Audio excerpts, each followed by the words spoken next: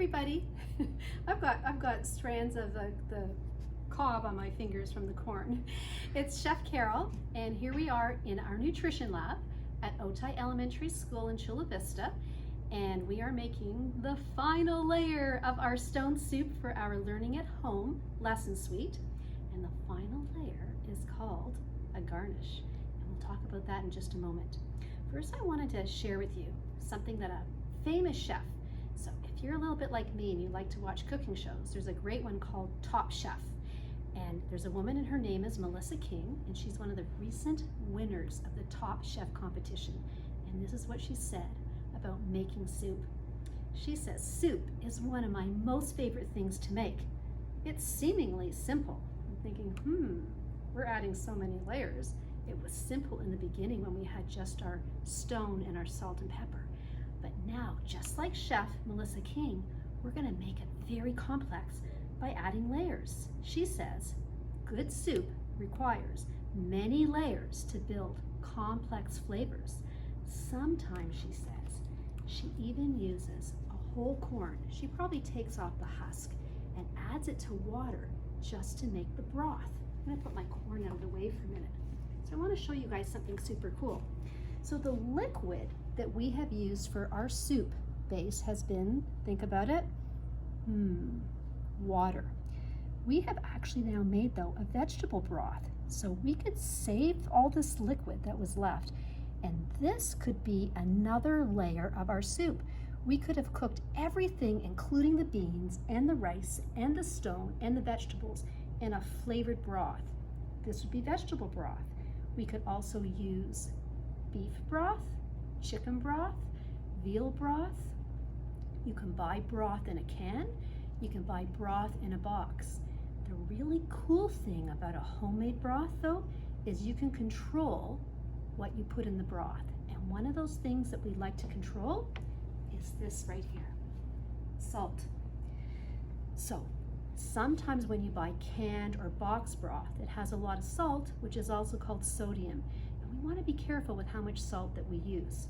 So I don't know if you've noticed, but in our layer of soup so far, we have only used maybe about 4 pinches of salt. So I'm going to go ahead, I'm going to take out a clean spoon, and I'm going to go ahead and taste my broth. I know this is not hot already. It's been sitting here and cooled down. Give it a stir. I'm going to go ahead and taste. It's very, very good. But I'll tell you a little secret. It doesn't have enough salt in it. And that's okay. I'm going to go ahead and I'm going to add 3 more pinches of salt. You ready? Not too big. 1, 2, 3. Now, I've been cooking for a long time, and so I'm a little bit of an expert, just a little, about how much salt to use. So you might want to add just 1 pinch at a time. You can give it another stir. And when you heat it up again and it's warm, that's when you could taste it again, because the salt will have dissolved. And that is one of the things that a tool that a chef uses, is their sense of taste, of knowing how much salt to use. But I want to go ahead and I want to actually taste my soup. I've got a clean cup over here. I'm going to go ahead and taste our previous layer. Give myself some rice. Maybe I'll even look for a potato in here to taste. And I'm going to go ahead and get another clean spoon. I'm going to go ahead and taste this. Really nice aroma. Really pretty to look at, all these colors. I love that. The flavor profile is actually pretty good.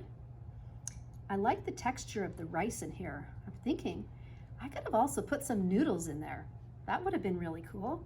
I'm also thinking, just like you are as a young chef, I'm thinking, I wonder what leftovers I might have had in my fridge that I could have added to my soup. That's how a real chef thinks. So let's put this aside. And now we're going to talk about our final layer, which is called the garnish. So a garnish is the layer that you're going to put on top of the soup you're serving. Kind of like putting peanuts or sprinkles on an ice cream. Those sprinkles would be the garnish. Kind of like putting croutons on a salad. The croutons are garnish. And garnish usually gives us extra texture in our mouth. Sometimes it's crunchy, sometimes it's smooth, and that's another layer of umami that we're going to put in our soup. So our garnish today, we're going to put sautéed vegetables, and I'm going to show you exactly how we sauté something. So the first thing I want to do with my mise en place, which you can see I have all my tools, something new, we're going to use a sauté pan, a few new ingredients. We have some olive oil and some butter, and leftovers that were in my fridge. I've got a leftover mushroom, take a look, it's shaped like a heart. I've got a zucchini, I've got a carrot, and I've got some green onions, and I'm pretty sure that's about all the extra layers that I'm going to put in my soup. But I want to get my cutting surface prepared. So I have a little trick I do. I take a piece of paper towel, or I can use a clean dish rag from your kitchen. And what I do is I wet it. I put it under the sink really quickly, carefully bring it back to my cutting surface, and I take my cutting board and I put it on top, and now it is stable. It's not going to move. If I didn't have something to stabilize my cutting board, when I go to cut, it might move around, and that is actually just not safe. So here we go. We're all ready. I've also got a knife. I might use both of these. I want you to remember when you're using a knife that you let your sous chef, hello imaginary sous chef again, who's going to help me with my cutting today, that whenever you're walking with a knife that you let somebody know behind you, both sides, in front of you, behind you, and you just say quietly and slowly, walking with the knife, walking with the knife, walking with the knife, until you're ready. So, if you like watching cooking shows like I do, one of the things you've probably seen, and we're going to start maybe with our green onion, is that chefs are experts at what they do. And on television, they like to do things that give you a little bit of drama and excitement. And one of those things is they chop really, really quickly. But we are not experts yet. And so we're going to make sure we take our time, because safety is more important when we chop anything. So it's fun to watch somebody chop really quickly when they're like, but in the nutrition lab, we want to make sure that we're careful when we take our time. So before we chop our vegetable, we need to get our fry pan ready.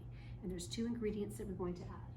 The first is 1 tablespoon of oil. And we're going to use an olive oil, but you know what? You could probably use almost any oil that you have in your kitchen. In fact, the only oil I might not use maybe is peanut oil, but because it has a very, very strong flavor, but you could probably use any oil. I'm going to carefully measure over my saute pan 1 tablespoon of oil. And oil actually is one of the things that's going to give us some extra flavor in this last layer called the garnish. I'm also going to add butter. This is super cool. This is butter that we actually made in the nutrition lab. I think when you're in 3rd grade, this is something that you get to do. It's homemade butter, but we're going to put that aside. And we're just going to use butter from the store. And when you're measuring butter, it's actually really cool because most packages already come and they're marked off. Those are all tablespoons. So this is already cut for me into 1 tablespoon. So that's all I need is 1 tablespoon of butter. I'm going to put it on top of the oil, just like that, but I'm not going to turn it on yet. I'm going to wait until the rest of my mise en place is ready, which means I've got all my vegetables chopped and ready to go. So I was kind of trying to think like a chef, and I know you're all thinking like a young chef. What are the things that I could add to my sauté to make this garnish? So I looked in my fridge and I did find a carrot. So let's do that first. Got a nice clean carrot. I do not need to take the skin off the carrot. Go ahead and make my claw like this. I'm going to use one of my sharper knives today. Make sure you ask your sous chef for assistance. I'm going to make a claw. I'm going to cut off the end because we don't need that. And now I'm going to very carefully see how I've got my claw and I'm lining my knife up almost right next to my fingers. I want pretty small pieces. This is a nice sharp knife, so it's making the work look pretty easy for me. My tip of my knife goes in my board, and down I come, holding my knife nice and strongly with a nice firm grip. I'm not rushing, just enjoying. I'm trying to get all the pieces of carrot about the same size. Let's just take a look. I'm going to stop there. I think we have enough. Let's see, are they about the same size? Almost. And the reason that a chef does that, there's two. One, this piece of carrot is going to take longer to cook than a smaller piece. So if they're about the same size, they're going to take the same length of time to cook. This other reason is for your eyes, because when something looks pretty, it actually tastes better. So we have our carrots that are ready. Move that over. And the next thing I was thinking is maybe a zucchini. I could add one, I could add two. So I was just not sure what I was going to do, but I'm going to cross out the two, and we're only going to add one because, believe it or not, we only had one zucchini in the fridge. So here's my zucchini, and again, isn't that pretty? I'm not going to use the end pieces. So they have lots of flavor in them, but for our soup, because we're going to be eating it, we're going to save the ends, and those actually can go in our compost. So I'm going to do something a little bit different with the zucchini. First thing I'm going to do, and your sous chef can help you, is I'm going to cut it in half. So this is rolling. It's not stable. Just like our cooking board wasn't stable, the zucchini isn't.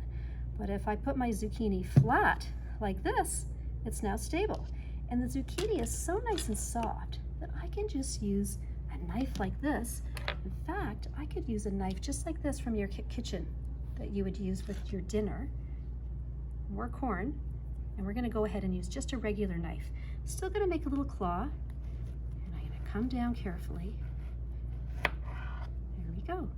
Now, if I put it like this to try to cut into smaller pieces, it's not stable.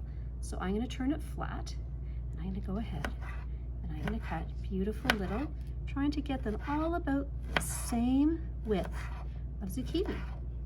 Okay. And if I wanted to, I could even cut them in half. I'll show you a little trick about doing that. Stable side. Maybe I should go ahead and do that big cut first. Still stable. Still have my claw in this hand. There we go. And we'll save this for later because that's a lot of zucchini, and I don't even think we need this much zucchini, so we'll save that for later also. How about a green onion? Here we go. So, nice green onion. I've already cut off the end. If there was any that still didn't look like it was too clean, you could take another layer off like that, but this one's pretty good, just as it is. And again, I can just use an ordinary knife from the kitchen to cut this. Here's my claw, and I want to kind of, these are harder, so if I kind of go like this, that's tricky, but I can actually do like a sawing motion like this. Looks a little messy, but we're going to saute this. It's going to caramelize and be so tasty and delicious. I always kind of call it things that grow in the dirt that are sweet. Chef Carol likes to call dirt candy. So we're going to turn this garnish into dirt candy. So here we go. And might add another onion, but we'll see how it's going. And I'm going to add my mushroom. Now, I'm sorry, mushroom heart, but it's time to say goodbye. So I've got to look at it and decide, is it stable here? Well, it's stable both ways, but it actually is a little bit more stable this way. I'm going to go ahead. The first thing I'm going to do is I'm going to cut it in half. Now I've got a nice stable piece just like this. Mushrooms are easy to slice because they're nice and soft. Go ahead and cut this into little pieces. There we go. And we may as well use the whole mushroom because once you've washed a mushroom, it doesn't keep for very long. It starts to turn dark quickly, and I don't want to waste it. And mushrooms actually can be a little bit expensive, so I want to make sure I use the whole thing. We have all our vegetables ready. Now, you might have something else that's left over in your fridge that you might want to use to make your garnish and saute. So you could saute a little bit of this delicious fennel. We're not going to do that today. You could saute a piece of parsnip, okay? So take a look what's inside your fridge And maybe you'll find something special that you can add to your garnish that's a vegetable that you can saute to caramelize. So let's just make, Chef Carol's gonna double check her recipe to make sure we're all set. So here we go. I've got my olive oil and I've got my butter, and I'm gonna turn up the heat. So I'm gonna watch this very carefully. What I really wanna happen is I want the butter to melt, but I don't wanna put it on too high or the butter will burn. And we do not want our caramelized vegetables to taste like burnt butter. So I'm gonna watch it very, very carefully. I'm not gonna do anything else while I do this, except let this melt. So I might just tidy up my area right where I'm standing. I'm still watching my butter. Hello, butter, because I do not want it to burn. I think I might even add another onion while I'm doing that. Cut off the end, cut it into little pieces. So the onion especially gives us a little bit extra caramelization and flavor. We could use a nice big onion as well, but for these lessons, with the help and assistance of your wonderful sous chef, we're going to use just green onions. When you have become an expert in the kitchen, you'll be able to use a nice big onion too, which if you're probably in 4th to 6th grade, you're actually going to learn the proper way to chop a whole onion just like this. Super fun. One of the most favorite things I learned to do when I went to cooking school. Can you hear anything? I do. I can hear the butter and oil sizzling. And this is a sign that we are ready to start to add our vegetables. Isn't that beautiful, that sounds? I'm going to turn down my heat a little bit. And the first thing I'm going to do is I'm going to carefully add some carrots with the help of my imaginary sous chef. I'm going to add all of my vegetables. Now, I'm not going to cook them for too long. What I'm wanting to do is I'm going to wait until the onions become something that's called translucent. They're not burnt, but you can almost see right through them. And we're just going to keep stirring and stirring like this and let those sit a few minutes because we want them to caramelize and flavor. Just checking my recipe while they're sauteing. So we could hear something that sounded amazing. Let's see what we can smell. Not too close. So if I wanted to, I could also add a pinch of pepper. It's another layer of flavor. I could also add another pinch of salt, which is another layer of flavor. And let's stir this up. And those are going to stir for quite a while. Maybe they may take about 15 minutes of sauteing before they caramelize. So I'm pretty sure that for today, this is the end of the lesson. We're going to meet again for one final lesson and a little bit of a recap or review of what we've done. I'm going to let these saute until they're done, and I'll see you again for our last layer, and see you soon. Bye.